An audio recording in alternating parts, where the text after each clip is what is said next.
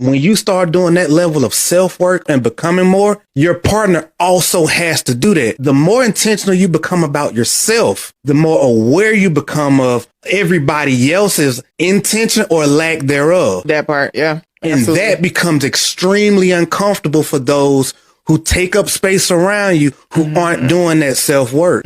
So now what that does is that either exposes your partner or it causes them to have to elevate to get to where you are. So that way you can continue to grow together. And now the responsibility rises that much more. That's literally how we worked out. Like, that's literally what happened with us. And that's a whole lot to explain. Yeah, it's a but lot. that's really how it works, though. Yeah. Because if I decide that I'm finna raise my standard, I'm gonna be a better version of myself. I'm about to take myself to this whole new level. As I'm rising, I'm going to be that much more aware of how my partner is operating in my life because I still want her to continue to be an asset to me, which means that as I'm growing, she has to grow because if not, then there's going to be a potential for a divide to be created. Yep. So she has to take on the responsibility.